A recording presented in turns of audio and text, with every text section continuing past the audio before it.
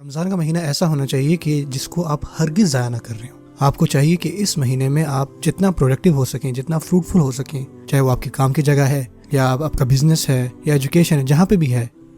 یہ کوئی چھٹی کا وقت نہیں ہے.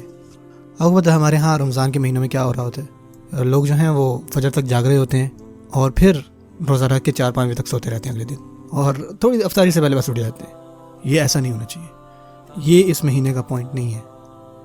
اگر دیکھا جائے، آپ کو ایک بات بتاؤں، جو رات کی نمازیں ہیں یہ ایک شکل ہے، آپ سمجھیں، تہجد کی. ایکچولی میں یہی ہے.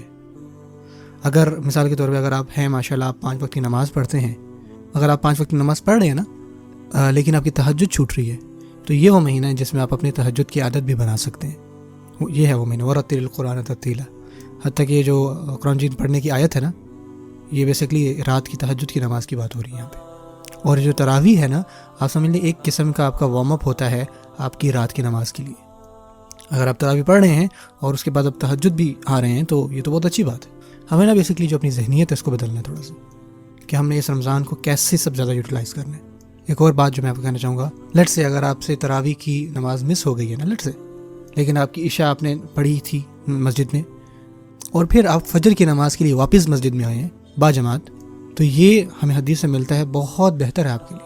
آپ عشاء کی نماز مسجد میں پڑھیں، تراویح پڑھیں اور سو جائیں، فجر کی نماز جا کے مسجد میں پڑھیں. یہ آپ کی بہتر ترجیح ہونی چاہیے. رسول صلی اللہ علیہ وسلم نے ہمیں کیا بتایا ہے کہ اگر آپ عشاء کی نماز مسجد میں پڑھتے ہیں اور فجر کی نماز آ کے مسجد میں پڑھتے ہیں تو اس کا مطلب یہ ہے کہ آپ نے ساری رات جو ہے وہ عبادت کی ہے.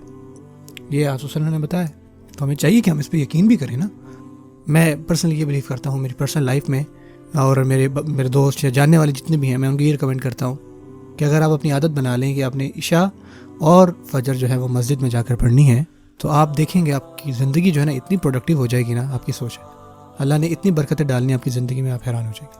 اور یہی وہ مہینہ ہے جس مہینے میں آپ یہ عادت بنا سکتے ہیں. اگر آپ ایسا نہیں کرتے رہیں تو یہ مہینہ چلا جائے گا.